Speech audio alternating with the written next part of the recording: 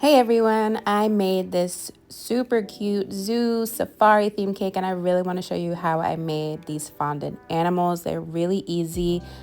This video specifically is going to be the giraffe. Stay tuned to see how I make all the other animals. Everything I use is going to be linked in the description. So I start off with this reference photo that I got from Canva for these animals. I don't make them exactly like the picture, but I'm going to try to get pretty close. These are the colors that I'm using for the giraffe today.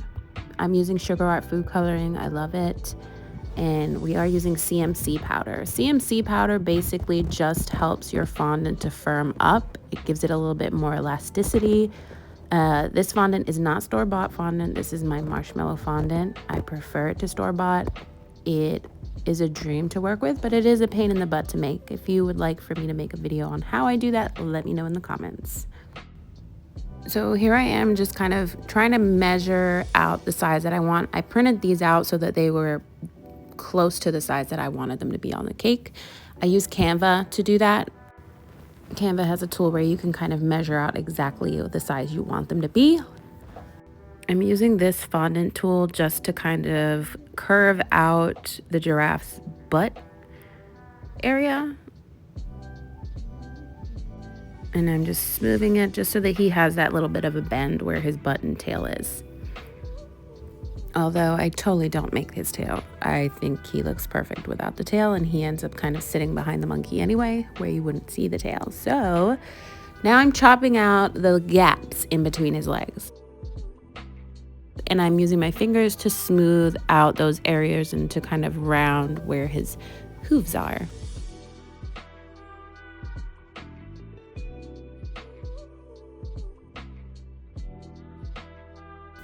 There's a lot of smoothing that goes into this. When you're cutting and, as the fondant sits, you'll notice that you might need to just kind of help it shape into its form that you want it to be.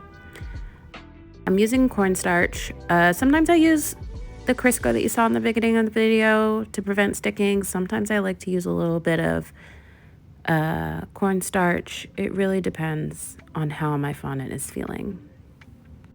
It appears that I didn't record the part where I actually made the giraffe's head, so I apologize for that, but I just used the picture and just shaped the head out of a ball. As you see, I stuck some toothpicks into the giraffe's body, and I'm just placing them. I use the toothpicks and I kind of screw into the head so that it doesn't squish the fondant too much. You don't want to just shove the toothpick into the body or the head because it kind of squishes the fondant, which is why I use this kind of screwing, twisting motion. Here I'm using my yellow fondant, and I just used a piping tip to create this circle for the mouth area. Here I'm literally taking my printout and I'm putting it on top of the fondant and using my fondant Dresden tool to just mark out the shape of, I guess that's like the underside of the giraffe that's kind of peeking through. Now I did roll out like the mouthpiece and the underside of the belly pretty thin. The ears are ever so slightly thicker. I used those rolling pins with the ring guides to help with an even thickness, which I will link below. Again, here I'm using a piping tip to create circles for his little ears. As I cut them, I want them to be a little bit oval, not circular. So I'm stretching the circle, which is where the CMC powder comes in handy because it creates an elasticity. This is the inside of the ear, which I'm going to place right on top. And I'm using this tool to kind of elongate and push it into.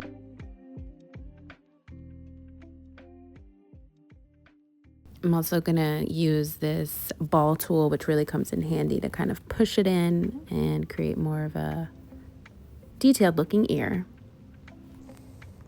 And I'm pinching the very bottom of the ear to have that point.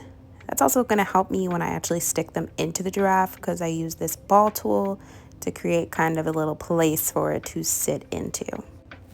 I do use edible glue to stick everything together. Water works pretty well too, but I think I prefer edible glue at this point.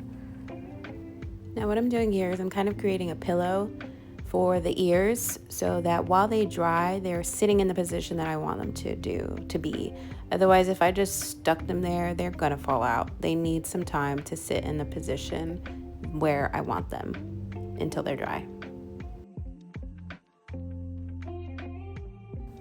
Now here I'm rolling out what is, I don't know what this part of the giraffe is called, to be totally honest with you. It's like those little horn things that are on top of their head in between their ears. So I'm cutting them both out to the same size, approximately the same size. And I'm rolling a little bit of brown to go right on top. And I am going to use toothpicks once again, or cocktail sticks, whatever you want to call them. And I'm going to shape the bottoms so they lay nice and flat. I'm using this fondant tool to kind of flatten the bottoms. You're going to want to be really careful here pushing them in. I probably should have waited for them to dry a little bit before I did that. So have a little bit more patience than me, because otherwise you're just going to squish them and they're going to look weird. But mine turned out pretty decent. Now I'm just taking a couple of different size piping tips and just creating all the little giraffe spots. And this is where it really starts to come together and looking like a giraffe. Yay. Now, as I'm cutting these circles out, I am stretching the circles a little bit.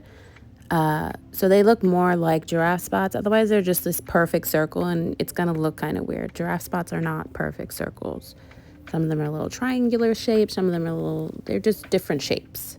So you want to stretch them a little bit and make them look a little bit, I guess the word is like modeled. Okay, we're in the home stretch now, guys. We are rolling out some black fondant. I'm using this pretty big size piping tip to make the eyes. And again, I don't want them to be perfect circles. I'm going to stretch those circles out a little bit using that ball tool to kind of create more like an oval shape. Again, with a little bit of edible glue.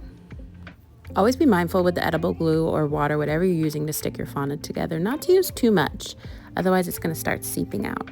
I did put little whites of the eyes, just a little shine in the eyes there. I guess my phone died or something. And I think that part is really important. Otherwise, they look scary. Their eyes just look scary.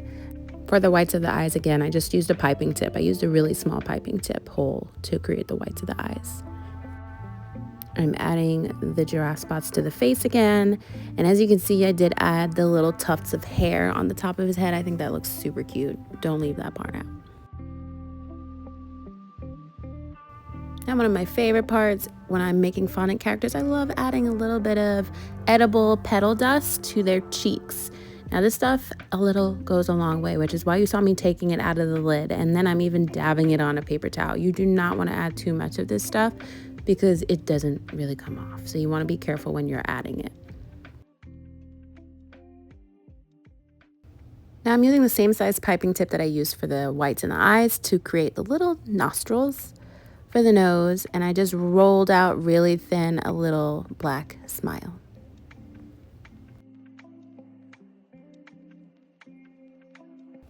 Now for his hooves, I debated whether or not I was going to do this with brown fondant. I decided to just go ahead and use some of my brown edible petal dust again, this cocoa color, to just go ahead and brush on the hooves, which was much easier for me after spending quite a significant amount of time on this giraffe.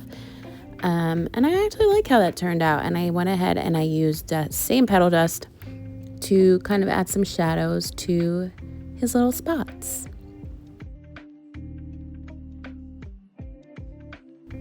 And there you have it, the little giraffe. I think he's so cute. What do you guys think?